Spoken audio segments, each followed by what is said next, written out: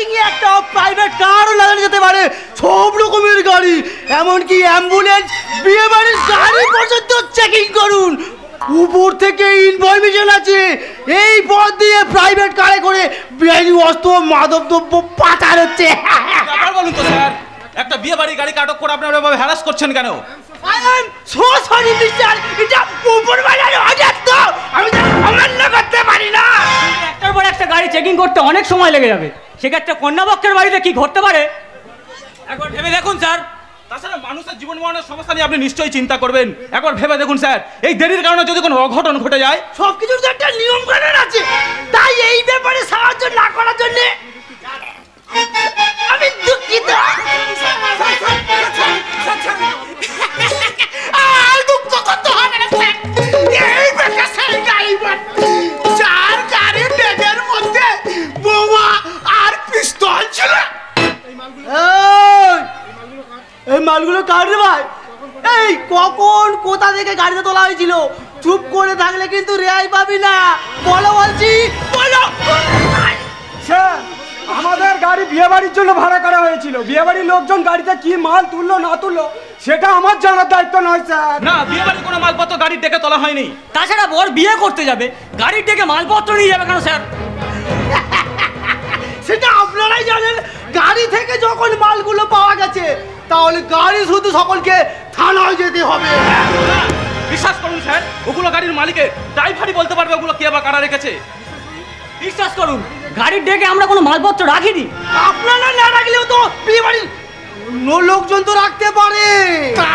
পারে স্যার, এই বিয়ে বাড়ি হাজার লোক, তার মধ্যে কেউ না কেউ। তাছাড়া এটা ভাড়ার গাড়ি, গাড়িতে যাত্রীরা মালপত্র তুলবে নামাবে, আমি তার হিসাব রাখতে পারবো না স্যার। তাহলে তোমার মালিক রেখেছে। আমার দেখ তুলো মালিকের নামে এত বড় বদনাম দেবেন না। গাড়ি যখন আপনারা ভাড়া করছেন তাহলে মালপত্র আপনাদের। অত তর্ক বিতর্কের কাজ কি? সবাই থানায় চলুন, আর ফাইসালার আবার কোর্টেই হবে। ও কথা বলবেন না স্যার, তাহলে যে মহা অনর্থ হয়ে যাবে। আমি থানায় যাচ্ছি, শুধু বরকে আজকের মতো ছেড়ে দিন স্যার। না, বেআইনি অস্ত্র সহ ধরা পড়া যে আইনের চোখে কত বড় অপরাধ তা হয়তো আপনাদের জানালে। অস্ত্রের দায়িত্ব আমাদের নয়, গাড়ির ড্রাইভারের। বাহ, গাড়ি ভাড়া করলেন আপনার আর গাড়ি মালপত্র আমার। ও কথা বাদ দিয়ে বরকে যেতে দিন স্যার। বর গিয়ে না পৌঁছালে তাহলে তো আর বিয়ে তো আর আটকে থাকবে না। এই ভারতবর্ষে 121 কোটি মানুষ, তার মধ্যে একটা না একটা ভৌতিক ছুটে যাবে স্যার। তাই বলে ড্রাইভারের পাপ মাথায় নিয়ে আমরা কেন? আপনার পাপ আমার মাথায় এসে যাবেছে। চুপ! তোমার জন্য আজকে আমি আর এত বড় বিপদের মধ্যে পড়তে চলেছি। আর কোনো কথা নয়, আমি থাকতে আমারই সামনে উঁচু গলায় কথা। এবার সবাই থানায় চলো।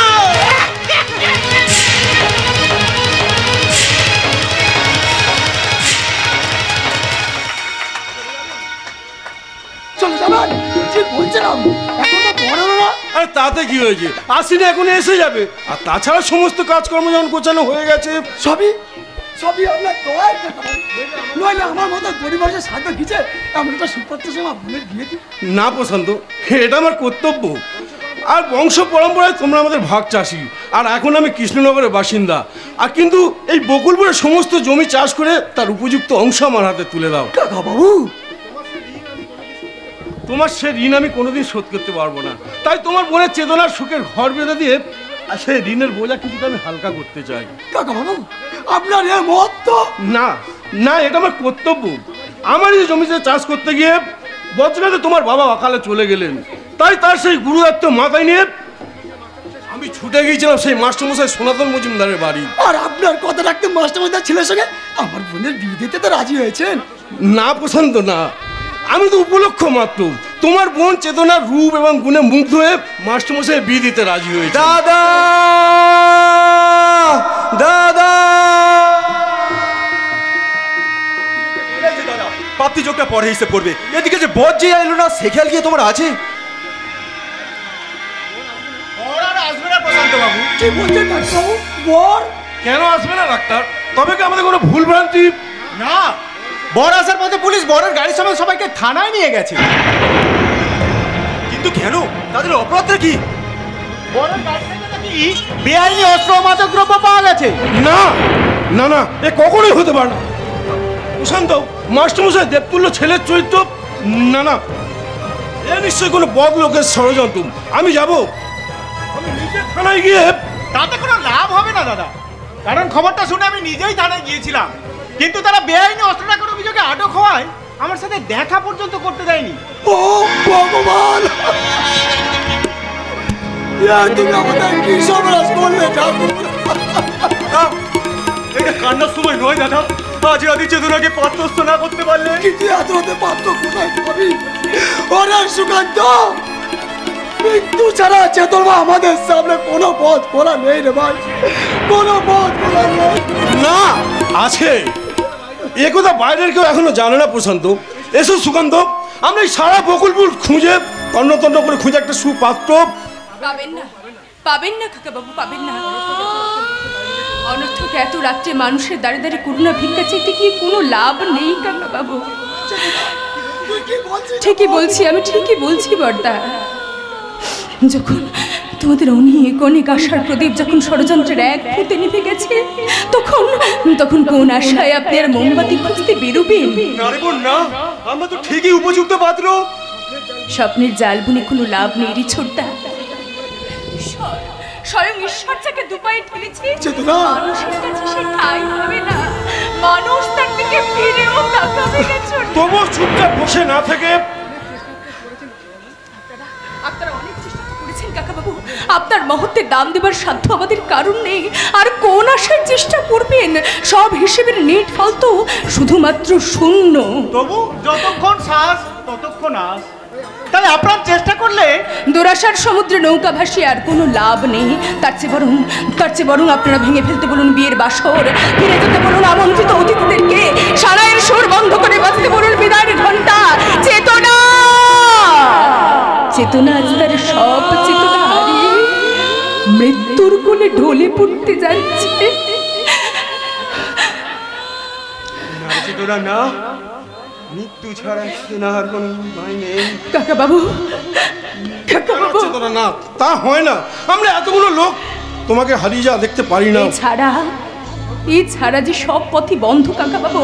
তাহলে বলুন, বলুন কে কে কোন পথে আঘাত হানবে এই চেতনার দ্বারে?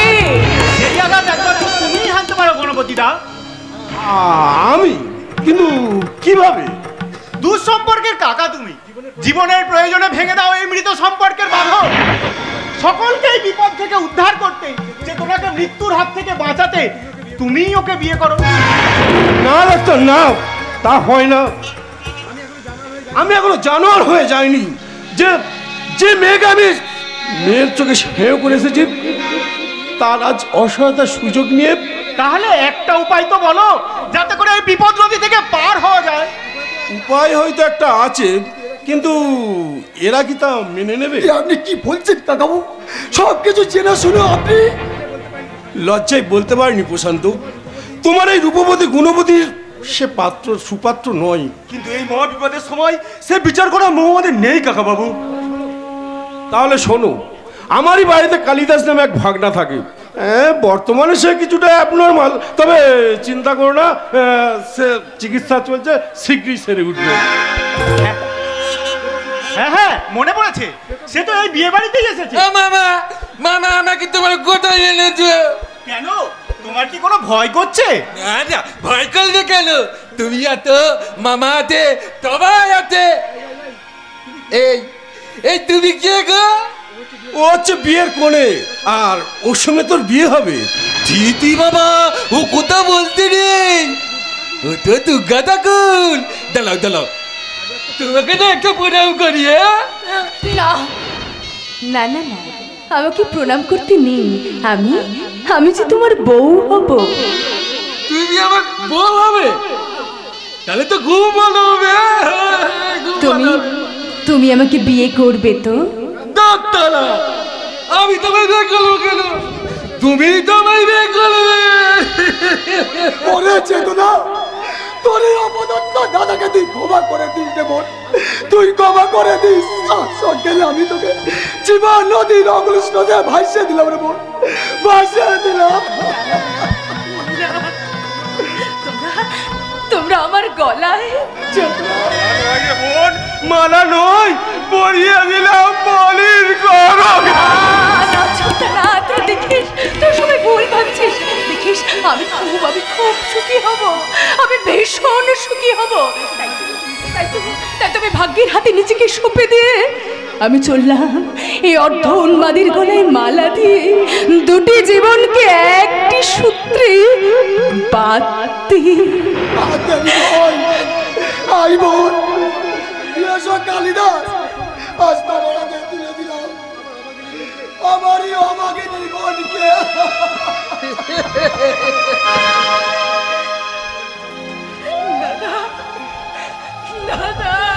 সাগু বাজে সানাই বাজে, সাগু বাজে সানাই বাজে প্রজাপতির বিধানে, সাগু বাজে সানাই বাজে প্রজাপতির বিধানে। মিলনের মধুরাতি এলো আজ জীবনে, এলো আজ জীবনে। মিলনের মধুরাতি এলো আজ জীবনে, এলো আজ জীবনে। সাগু বাজে সানাই বাজে প্রজাপতির বিধানে, মিলনের মধুরাতি এলো আজ জীবনে, এলো আজ জীবনে। মিলনের মধুরাতি এলো আজ জীবনে, এলো আজ জীবনে। সাগু বাজে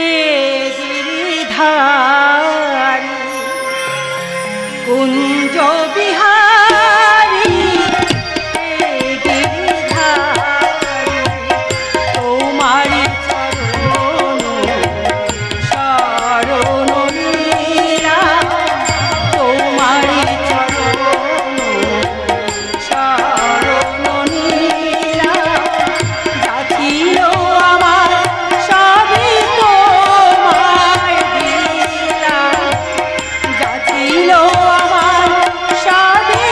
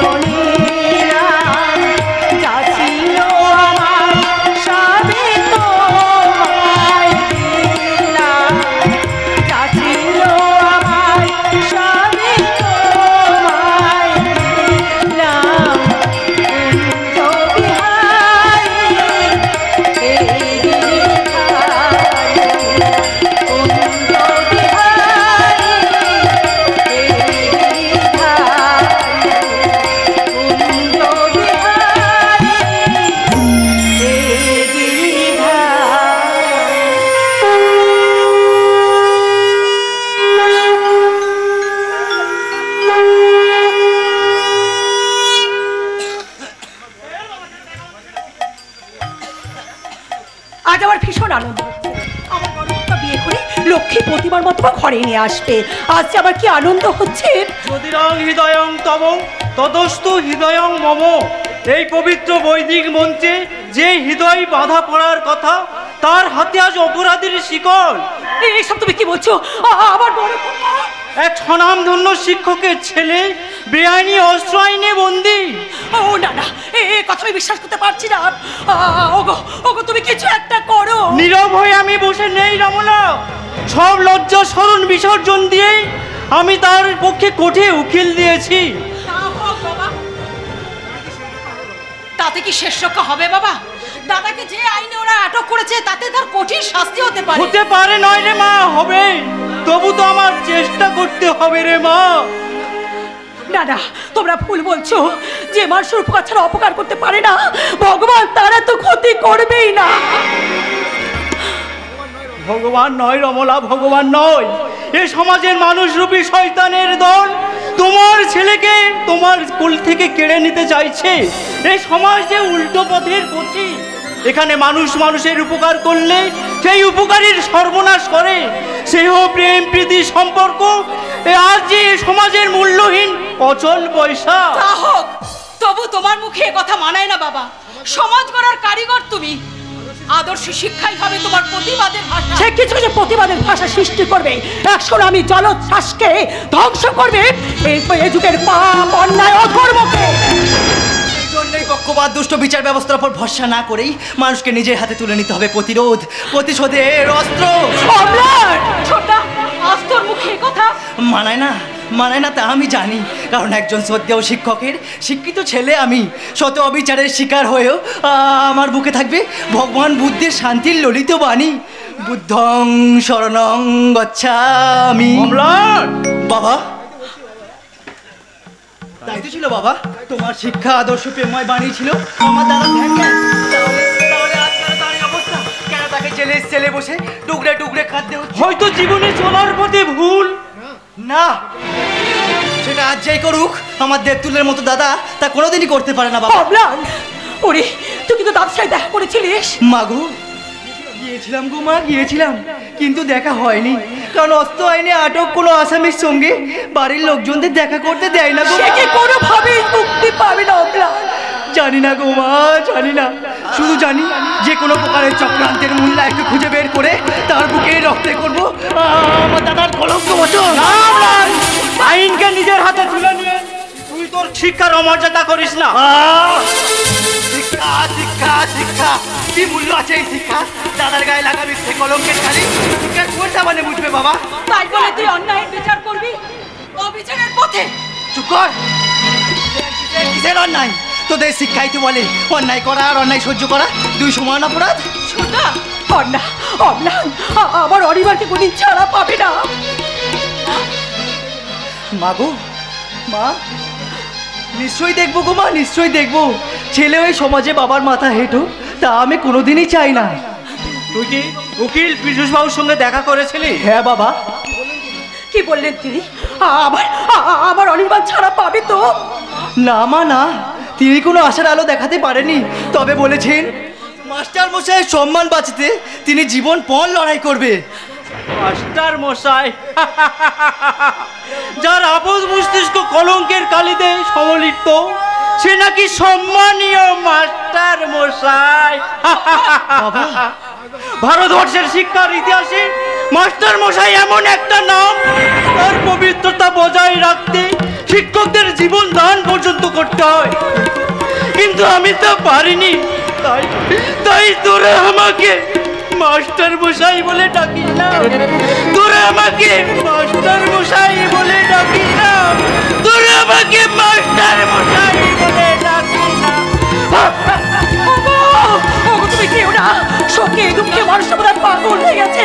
তাই তোরা কি করবো সেটাই তো বুঝে উঠতে পারছি না।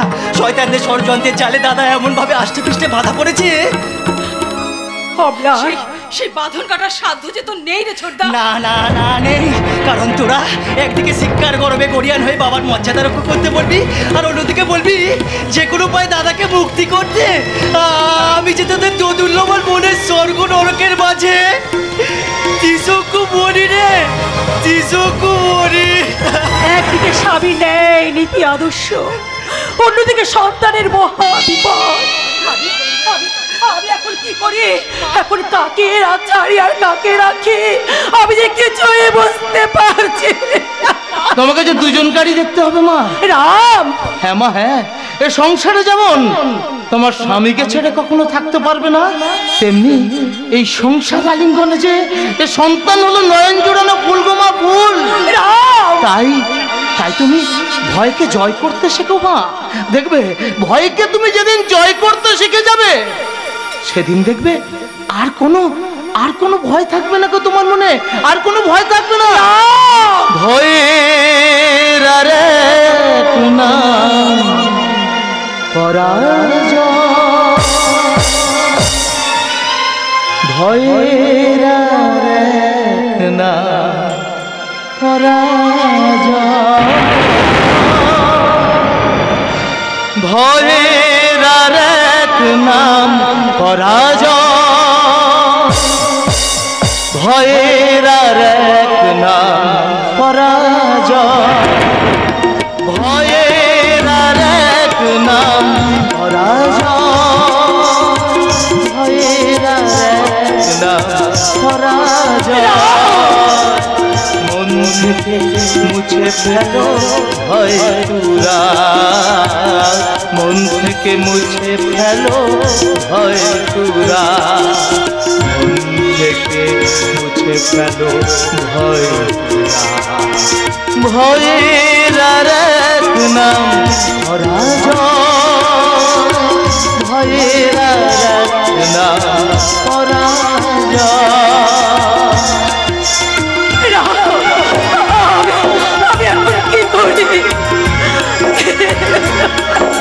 কিচ্ছু হবে না মা, কিচ্ছু হবে না। দেখো একদিন তোমার জীবন আকাশে ঠিক ছুটবে মা, ঠিক ছুটে উঠবে। দেখবে আকাশে আলোর ছটা, দেখবে আকাশেতে আলোর ছটা, ধ্রুব তারা, ধ্রুব তারা, মন থেকে মুছে ফেলো ভয়, ভয়ের আরেক নাম পরাজয়, ভয়ের আরেক নাম পরাজয়, ভয়ের আরেক নাম পরাজয়, ভয়ের আরেক নাম পরাজয়,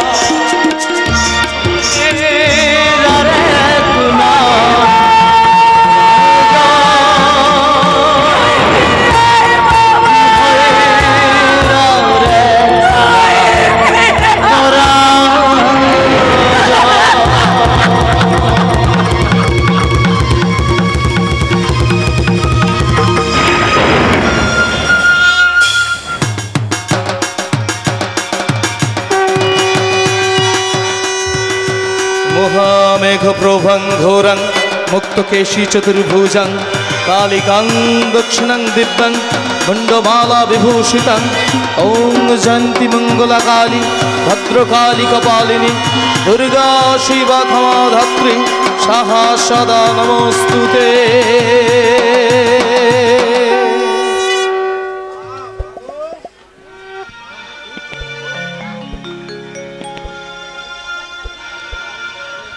মা, মা,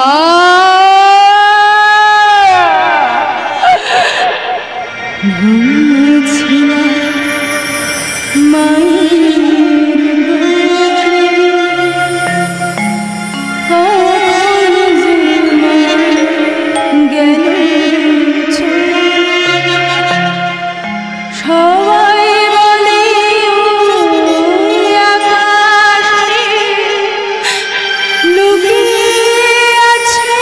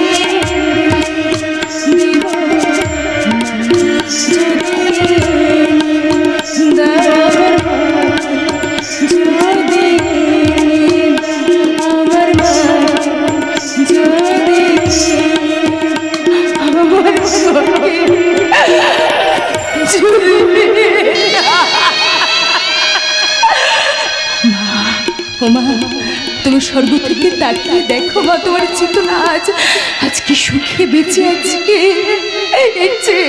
ইচ্ছে আমি যদি মুক্তি পারতাম, তাহলে জীবন মৃত্যুর মাঝখানে দাঁড়িয়ে আমাকে এমন করে দুলতে হতো না, আমাকে দুলতে হতো না।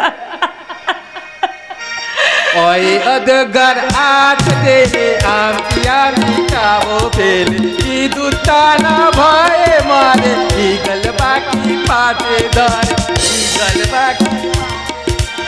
ইগল বাকি পাতে।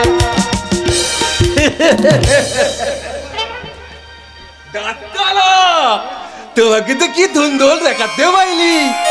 এই তুমি কে গো? আমি কি তুমি জানো না বুঝি? আমি কি বিশেষ ইস্যু?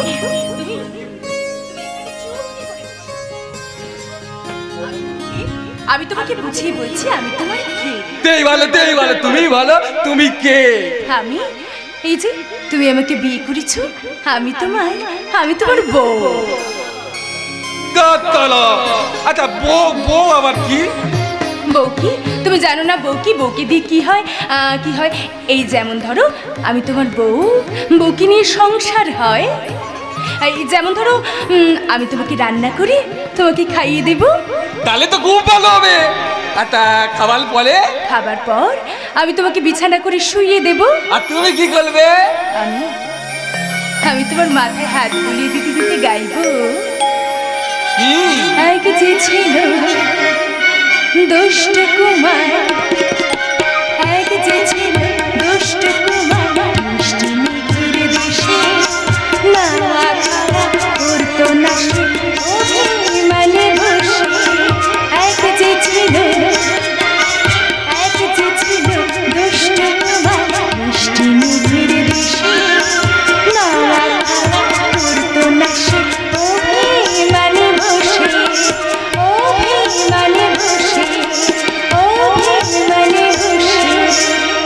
কালিদাস একদিন এক নীলপরি যে আকাশ থেকে এলো, জাদুর কাঠের ছোঁয়ায় তার অভিমান ভাঙালো।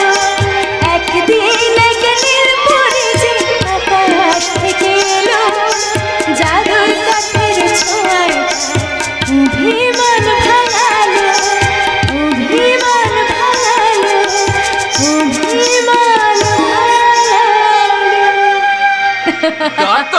তুমি তো হেবি তুন্দল গান গাও বলি। তাই বুঝি এই গান তোমার ভালো লেগেছে? তো তুমি যেমন তুন্দল, তোমার গানটাও তেমন তুন্দল। তাই বুঝি? কালিদাস, আরে কালিদাস, একবার এদিকে আয় তো বাবা। দত্তল মামা ডাকতে কেন না, একবার গুলে আছি। তুমি কিচ্ছু ভেবো না, আমি যাবো আর আসবো। ঠিক আছে? সত্যি ওগো ঈশ্বর, তুমি আমার জীবন থেকে হাসি, গান, আনন্দ সবকিছু কেড়ে নিয়েছো। এবার দয়া করে তুমি এবার মৃত্যু দাও ঠাকুর। আমার মৃত্যু দিয়ে দুর্বিষহ জীবন যন্ত্রণা থেকে তুমি আমাকে মুক্তি দাও। আমার এই জীবন যন্ত্রণার তুমি অবসান করো ঠাকুর। আমার এই জীবন যন্ত্রণার তুমি অবসান করো। হে কি তুমি এর মধ্যে ফিরে এলে? মামার সঙ্গে তোমার সব কথা হয়ে গেল বুঝি? তা মামা তোমাকে কি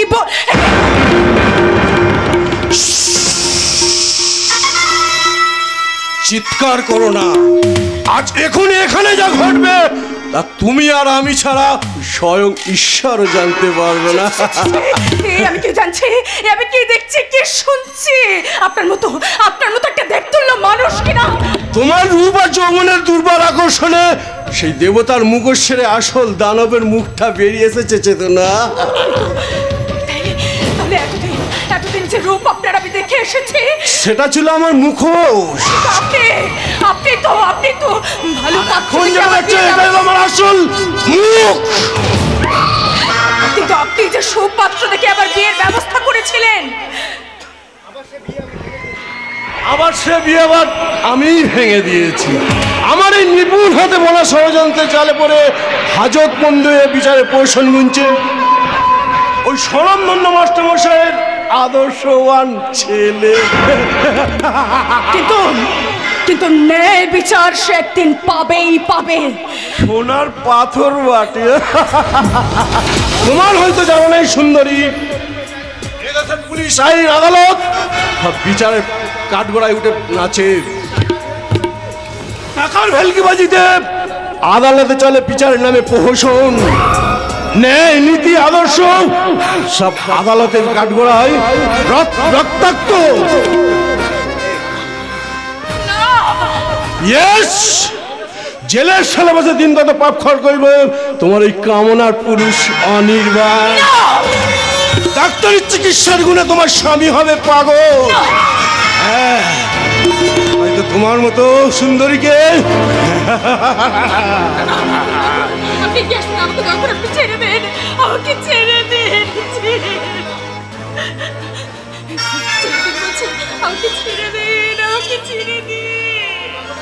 ওই পাগলটা তোমার যৌবনের খোদা কোনোদিন মেটাতে পারবে না। তাই তো আমাকেই কল্পতরু হয়ে এগিয়ে আসতে হয়েছে। তোমাকে পাওয়ার জন্য আমি অনেক রাত্রি জেগেছি। তাই তো আজ থেকে তুমি শুধু আমার।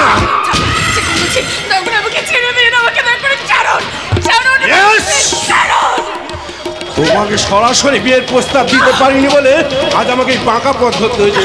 আজ থেকে তুমি ততদিন আমার, ততদিন তোমাকে আমার ভালো লাগবে।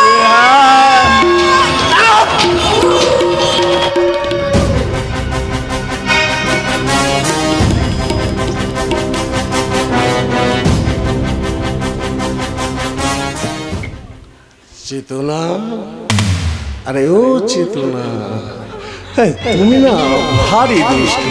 আরে ছেড়ে তো দেবই, তবে তবে তবে তার আগে তোমার সবটুকু মধু পান করার পরে তাকিয়ে দেখো ফুলসজ্জার নরম তুলতুলে ফুলের বাসরে আমি একটা বিষাক্ত কালকে উঠে আমার সমস্ত বীজ তোমার জীবনে ঢেলে দেব। এসো এসো আমার কামনা রানী, এই কালকে ওটাকে বুকে নিয়ে তুমি যাপন করবে ফুলসজ্জার মধুর রজনী। বেদনা বলি তুমি দাও ভালোবেসে বধূ, ফুল ফোটাবার ছলে আমি ভরে দেব মধু সারা মন। চোখের সাজানো কত কি রয়েছে লেখা কাজলে কাজলে নয়ন সরসী কেঁদে ভরেছ জলে কত কি রয়েছে লেখা কাজলে কাজলে।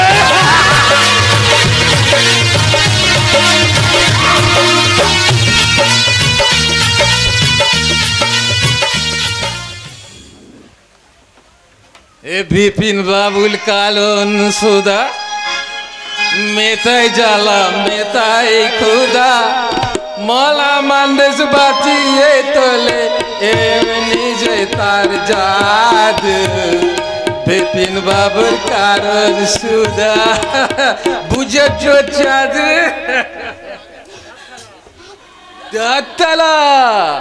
তুমি রাগ গেলে না, মামা না আমাকে দোল করে মদ খাই দিয়েছে আর বলেছে তোর টপ কাজ আমি ঠেলে দেবো। কি হয়েছে তুমি এরকম করতো কেন বলো না, তোমার কি হয়েছে? আর কিচ্ছু হয়নি। তাহলে এরকম করতো কেন? তোমার এরকম ঠাকুরের মতো ডুবিলাম হলো কেন? তোমায় কি কেউ কিন্তু বলেছে? তোমার মামা। ও মামা, মামা তো ঠাকুর গুলুজন লোক, ও টপ কথা তুলতো ওর কথাই কাঁদে নে। তুমি জানো না, তুমি জানো না গো, তোমার মামা ওই শয়তানটা। দিদি ও কথা বলতে রে, মামার নামে কথা বললি না ঠাকুর তোমায় পাপ দেবে। তুমি যেমন ঠাকুর মামাও ঠাকুর। এই মানুষটাকে আমি কেমন করে বোঝাই, আমি কেমন করে বোঝাই? ওই মামু নামক রূপসুতা ঠাকুর নয়, একটা দ্বিপদধারী জানোয়ার। সে সম্পর্ক জ্ঞান হারিয়ে ব্যক্তিগত কামনার চরিতার্থ করতে গিয়ে আজ একটা বন্য জন্তুতে পরিণত হয়েছে।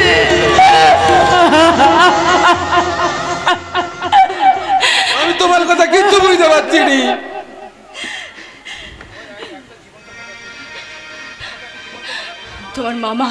তোমার মামা আমাকে একটা জীবন্ত মরাতে পরিণত করেছে।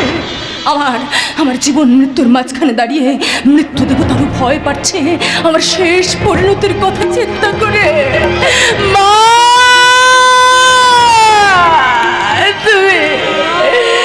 তুমি আমাকে পথ দেখাও ঠাকুর, আমাকে তুমি পথ বলে না, আমাকে তুমি পথ বলে না।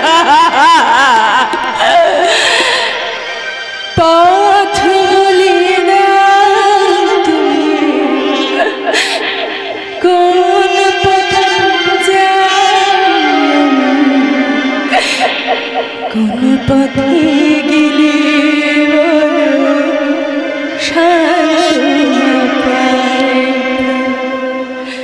পথ বলে না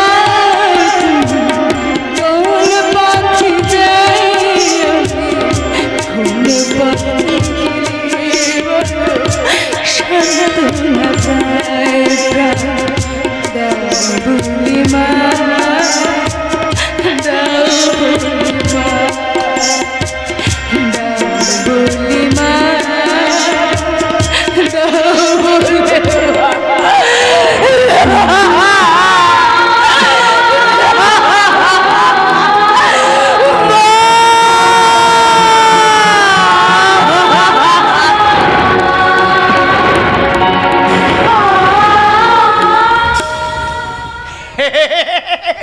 মাকে বলে দিতে হবে কেন? মাকে বলে দিতে হবে কেন? কমলা সুশীলা মায়েরা পথের সন্ধান দেবে কি করে? পথের সন্ধান দেবে তো তারা যারা রাস্তার মোড়ে মানুষের পথ চলার অধিকারটুকু কেড়ে নিয়ে মঞ্চ বেঁধে নরম গরম ভাষণ দিচ্ছে সেই সব নেতারা। একদিন নেতাজি বলেছিলেন, তোমরা আমার দেখানো পথে চলো, আমাদের পথ স্বাধীনতার পথ। আর এদিকে নেতারা বলছে তোমরা আমাদের দেখানো পথে চলো গো, আমাদের দেখানো পথে চলো, আমাদের পথ জাহান্নামের পথ। কি আমার সেই মহার্ঘ বস্তুটা কোথায় গেল? এখানেই তো ছিল। দাদা, ও দাদা, আপনারা কেউ দেখেছেন? বলুন না, বলুন আমার মহার্ঘ বস্তুটা কোথায় গেছে?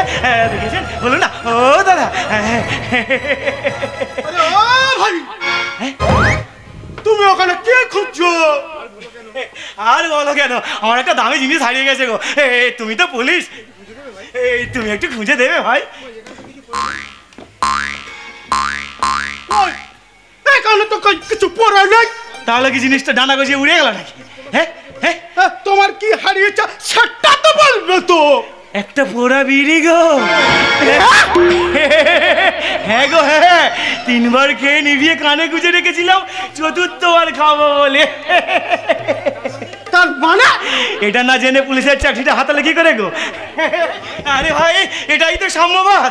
এদেশের বড় লোকেরা গরিব বড় লোক সমান করে দিয়েছে, সব সমান করে দিয়েছে। চুপ চুপ চুপ কর পাগলা, যত সব বাজে কথা। জানতাম স্যার, জানতাম আপনি এই কথাটাই বলবেন, কারণ এদিকে সত্যি কথাটা বলাই তো বাজে কথা। আর যারা সত্যি কথা বলে তারা একটা বদ্ধ পাগল গো, তারা একটা বদ্ধ পাগল।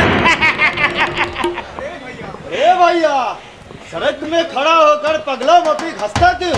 পাগলা?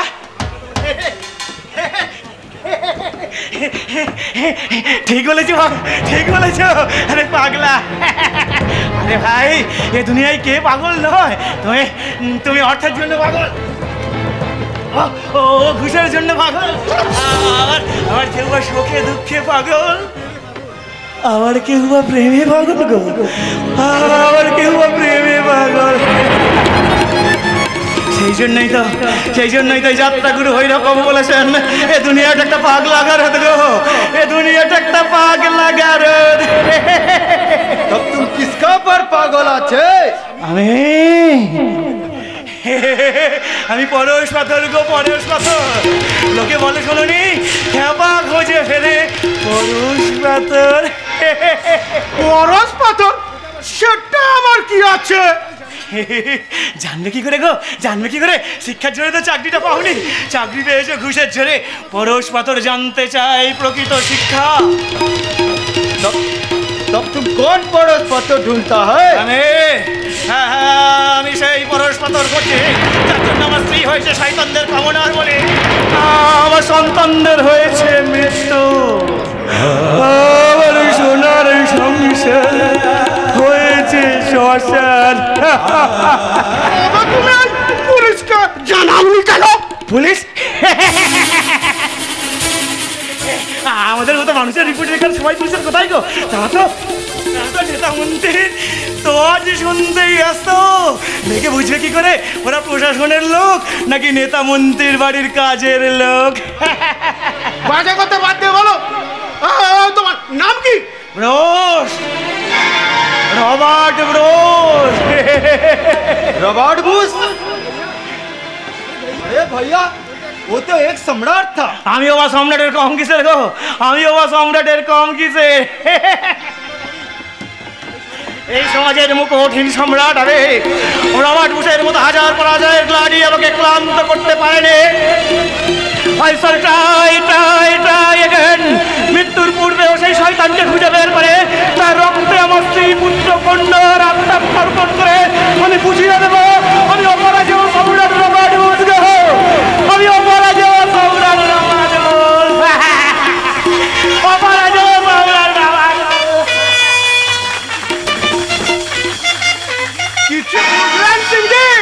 अरे वो पागल की फालतू बात छोड़िए ना साहब। अरे फालतू নয় সিংজি, ফালতু নয়। ও খুঁজছে না ও স্ত্রীর অপহরণকারীকে। কি করে খুঁজে পাবেন স্যার? এদেশে যত মেয়ে চুরি হয়ে বিদেশে চালান হচ্ছে তা করছে সমাজের একদল ভদ্র বেশি, আর তাদের সাহায্য করছেন আপনাদের মতো একদল পুলিশ। একদম বাজে কথা বলবেন না। আমি ওরকম পুলিশই নয়। যা সালা, এ তো কেঁচো করতে কেউটে।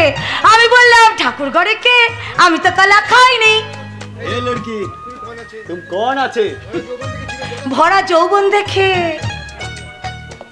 জিরে জল আসছে বুঝি।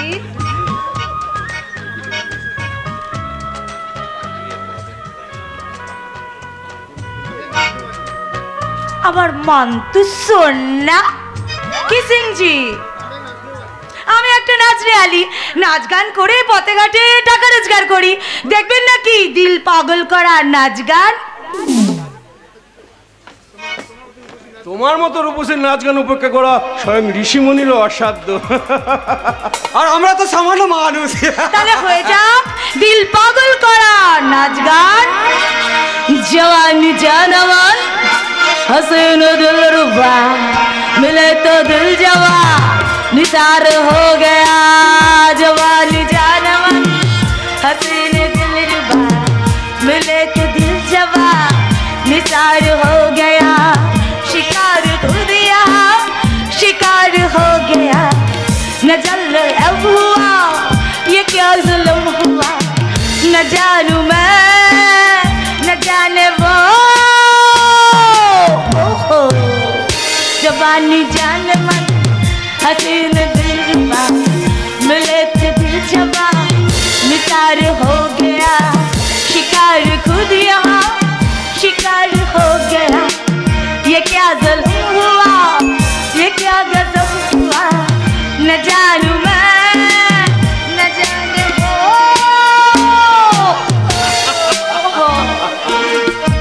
আগের বারে ঘুমের মাথা মারতে সুন্দরী, আমার মতো ডাকাতের ঘরে কিনা শীতের চোর। আমিও ব্যাপারটা লক্ষ্য করেছি স্যার। তো এখানে সে কি করতে এসেছেন? এই জন্যই তো ছুটে এলাম। তাই বুঝি? তো এখানে কি করতে এসেছেন? নিশ্চয়ই আমাকে অ্যারেস্ট করতে।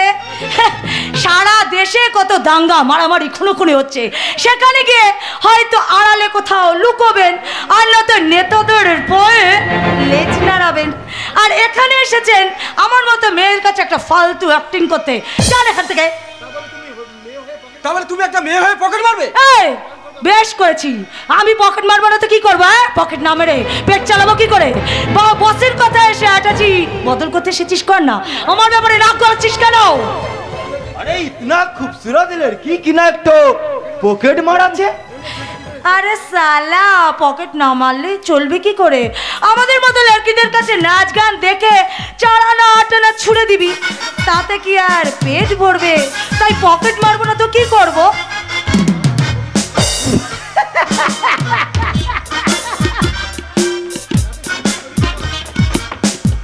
কাজ করে খাও, এত সুন্দর শরীর তোমার, একটু খাটিয়ে খেতে পারো না? সালা এক ছটকা না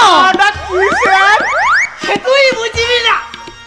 আসলে আমার বউটার দিকে না কেউ তাকায় না, নইলে সে একটু শরীর খাটালে আমার এই 2 পয়সা ঘুষের জন্য বায়না করতেও হয় না। আমি কি বৌদিকে এই কথাগুলো বলে আসবো স্যার? Shut up! তুই কি আমাকে ঝেঁটা খাওয়াতে চাস? যাও ওই আসামিকে অ্যারেস্ট কর। স্যার এত সুন্দর দুটো হাতে হাত ধরে পড়াই কি করে স্যার? এই করছিল আপনার মতো হাত না স্যার না। Shut up! তোর মতো গাধা পুলিশ চাকরি পেল কি করে? পুলিশকে কত কঠিন কঠোর হতে হয় তুই জানি না? এই দুটো হাতে পকেটে মেরেছে। বেশ করেছি মেরেছি। সালা কাজ না পেলে পিঠ চালাবো কি করে? কাজ দিন পকেট মারবো না। তুমি কাজ করতে চাও? হ্যাঁ স্যার চাই, কিন্তু কি কাজ স্যার? গায়ে গতরে না তো? না না না, এই কালই তুমি এই ঠিকানায় চলে এসো, ওখানেই তোমার কাজে জয়েন করো। যা সালা, এ তো কেঁচো খুঁড়তে কেউটে। আরে কোনো চিন্তা নেই, আর ওখানে তোমার থাকা খাওয়া এমনকি শোয়ারও ব্যবস্থা আছে। ওকে, তাহলে কালকের ওই ঠিকানায় দেখা হচ্ছে। Okay bye.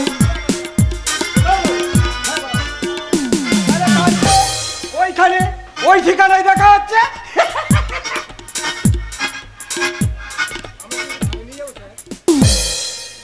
তাহলে স্যার এখন আমি আসি, আপনার সাথে পরে হিসাবটা বুঝিয়ে দিব।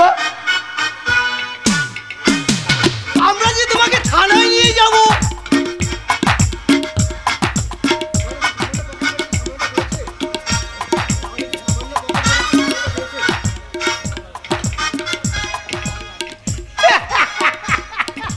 ও হরি, এখন আমি কি করি?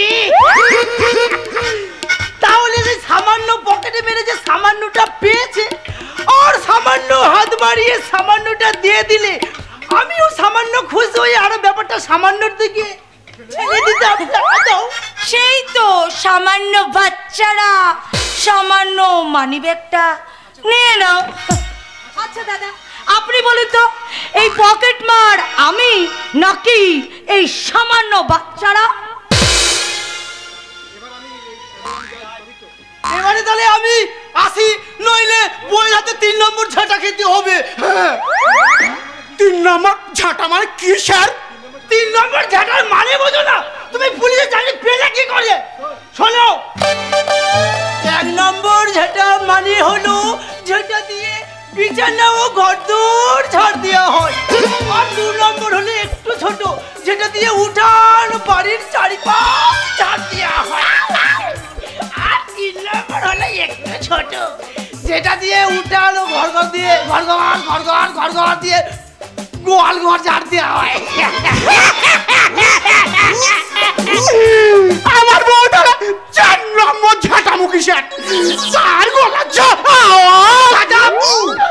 65 ডেসিবেলের উপরে উঠলে আমি তোমাকে আইন ভঙ্গের অপরাধে ফাটাকে পুড়ে দেব।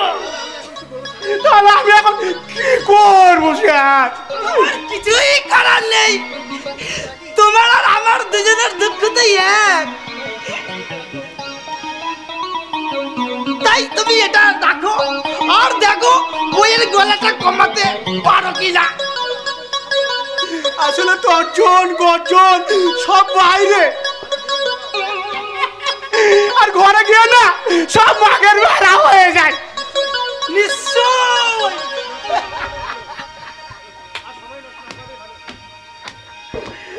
আর সময় নষ্ট না করাটাই ভালো। তাহলে এখন আমি চলি। নমস্কার। নমস্কার। কোথায় যাচ্ছেন? কারুর পকেট বড়, কারুর পকেট ছোট, কেউ লম্বায় বেশি, কেউ একটু খাটো। আমি বলি সবাই সাবধান, আমি কলকাতা।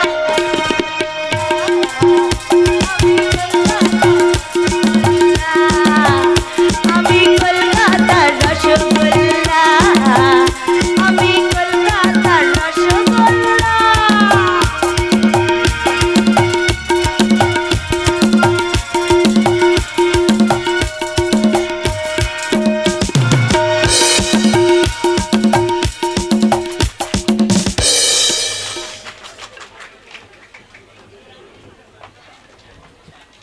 সামান্য একটা ঘটনার চারাকে কালো টাকার সার জালে পুষ্ট করে এক বিশাল ময়ূর হয়ে পরিণত করলো।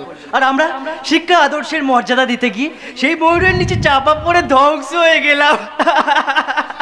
সব আশার আলো নিভে গেছে, তাই না রে ছোটদা? প্রতিমা তুই বুঝতে পেরেছি। তা না হলে তুই কেন ওই বিষণ্ণ বদনে ফিরে আসবি বল? এবার আমি বাবা মার কাছে কি জবাব দেবো তুই বলতে পারিস প্রতিমা? যা সত্যি তাই বলবি, কারণ মিথ্যা দিয়ে তো কখনো সত্যকে চাপা দেওয়া যায় না। তাই সত্যি কথা বলেই তার সামনে গিয়ে দাঁড়া। সব আঘাত সহ্য করতে পারতাম রে প্রতিমা, যদি দাদা সত্যিই অপরাধী হতো। ওসব চিন্তা বাদ দিয়ে বাবা মার সামনে কিভাবে সত্যির মুখোমুখি হবি সেই চিন্তা কর। প্রতিমা চিন্তা আমার জন্য নয় রে প্রতিমা, চিন্তা আমার জন্য নয়। বাবা মার বয়স হয়েছে, এই বয়সে এত বড় আঘাত এই প্রশস্ত বুকে আমি সহ্য করতে পারবো অম্লান? বল আমার অনির্বাণ। বাবা বাবা সরাসরি দোষী সাব্যস্ত না হলেও নোংরা রাজনীতি আর কালো টাকার খেলায় 1 বছরের জেল হয়েছে বাবা।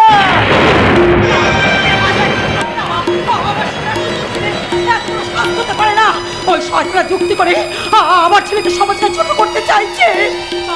মা তুমি শান্ত হও। মা কি করে শান্ত হও বলতে পারিস?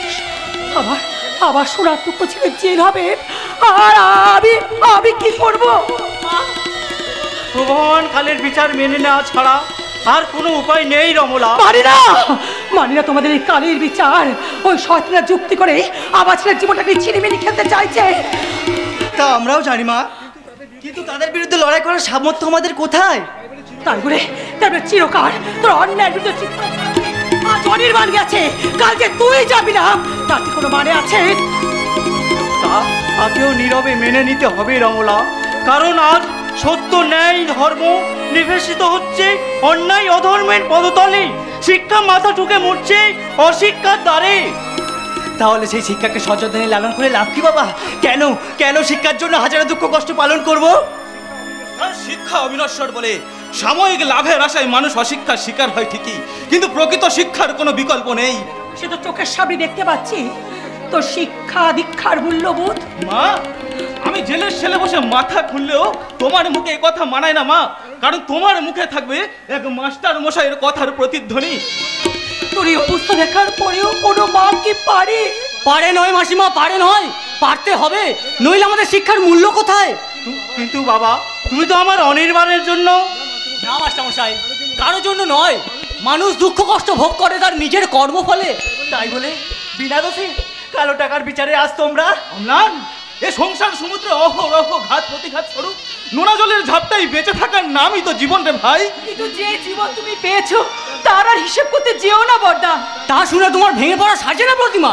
ভেঙে আমি পড়িনি বিপ্লবদা, কিন্তু কোনো কিন্তু নয় রে বোন, ভালো থাকিস, ভালোভাবে লেখাপড়া করিস। না বড়দা, লেখাপড়া আমি আর করব না। সে কি লেখাপড়া ছেড়ে? হ্যাঁ, ঘরের কোণে নিথর নীরব হয়ে বসে থাকার লজ্জাটা আমারই থাক না বড়দা। তা দিয়ে তোমাদের কোনো লাভ নেই বড়দা, তা দিয়ে তোমাদের মা ও মা, প্রতিমাকে একটু বুঝিয়ে বলো না, ও যেন লেখাপড়াটা করুক আর নাই করুক, কাউকে বোঝার মতো মনের অবস্থা আমার নেই। অনির্বাণ বাবু, আমাদের হাতে সময় নেই, আপনি তাড়াতাড়ি আসুন। অম্লান, দাদা, বাবা মাকে দেখিস, প্রতিমার দিকে একটু খেয়াল রাখিস, মনে রাখিস আজ থেকে সংসারের সবটুকু ভরসা শুধুমাত্র তুই রে ভাই, শুধুমাত্র তুই। দাদা, বাবা তুমি অমন করে আসি বাবা। দেখো না আমার, তোমার চোখের জলে পথ যে আমার পিছল হয়ে যায়, তোমার চোখের জলে পথ যে আমার পিছল হয়ে যায়।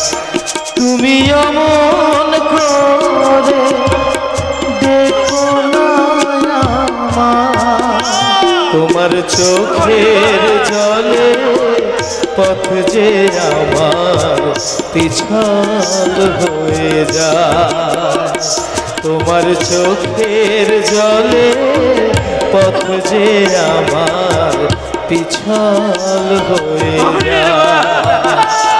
মা গো,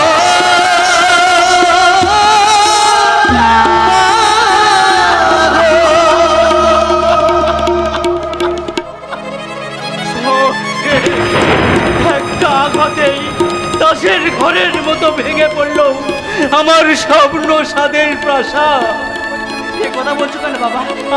আমরা তো কেউ ঠিক নেই রে অম্লান, কেউ ঠিক নেই। প্রতিমা পড়াশোনা ছাড়তে চাইছে, তুই আর তোর মা শিক্ষার সততার উপর ভরসা হারিয়েছি, আর আমি নিজে হয়েছি এক জড় বুদ্ধি সম্পন্ন এ সংসারের বোঝা। ওগো তুমি চুপ করো, তুমি চুপ করে। আমি চুপ করে থাকলেও সমাজ চুপ করে থাকবে না রমলা। তারা আমার দিকে আঙুল তুলে বলবে, মাস্টার মশাই you are guilty, guilty, guilty. মশাই, আপনি অপরাধী হবেন কেন? সব অপরাধ তো আমার, তাই তো বিয়ে করতে যাওয়া পথে আপনার ছেলের। সবই অদিষ্ট বাবা, নইলে যে ছেলের চরিত্র চাঁদের চেয়েও নিষ্কলঙ্ক। আপনাকে সংবেদনা জানানোর ভাষা আমার জানা নেই মাস্টার মশাই। নিয়তি নিষ্ঠুর পড়িয়াছে আপনার ছেলের মতন আমার বোনও। কেন? গণপতি বিশ্বাসের ভাগ্নে কালিদাসের সঙ্গে তো তার বিয়ে হয়েছে। হ্যাঁ, তবে বিয়ে নয়, বলি শখে দুঃখে আমার বোন সেই রাতে আত্মহত্যা করতে যাচ্ছিল। যদি তাকে বাধা না দিতাম তাহলে তাহলে হয়তো সে হয়তো মরেও বাঁচত। কি বলছেন বড়দা? ও বাড়িতে তোমার বউ সুখী হয়নি? হ্যাঁ, সুখী তো হয়েছে, তবে তার সেই সুখ দেখার আগে আমি যদি মরতে। ও কথা বলতে নেই বাবা, ও কথা বলতে নেই। মেয়েদের জীবনে দুঃখ দিয়ে গড়া বাবা। তাছাড়া অনির্বাণ ছোটখাটো অসুবিধা হলে সে ঠিক মানিয়ে নেবে। অসুবিধাটা আত্মীয় নয় মাস্টার মশাই, মানবিক। মানুষ যখন মনুষ্যত্ব হারিয়ে ফেলে তখন সে একটা জানোয়ার হয়ে যায়। তার মানে কি আর বলবো মাসিমা, গতকাল আমি অবাইদা গিয়েছিলাম আমার বোনের সঙ্গে একটিবার দেখা করার জন্য। দেখা করা তো দূরের কথা, গেট পাড়া ভেতর ঢুকতে পারেনি। সে কি? কেন? তা জানি না, শুধু বলে দিল হুটহাট করে ও বাড়িতে ঢোকা যাবে না। তার মানে দাদা বোনের সঙ্গে দেখা করতে পারবে না?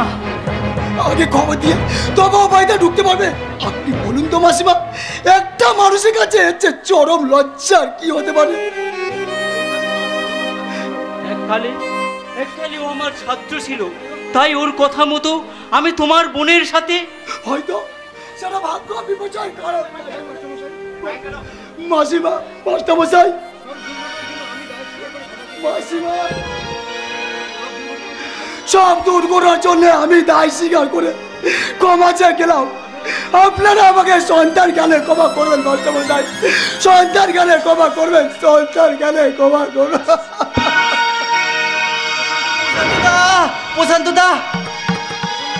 প্রশান্তদার কথায় একটা ক্লু খুঁজে পেয়েছি, যা থেকে একদিন না একদিন জনসমক্ষে প্রমাণ করতে পারবো যে আমার জানা নির্দোষ, নিষ্কলুষ, চাঁদের চেয়েও পবিত্র।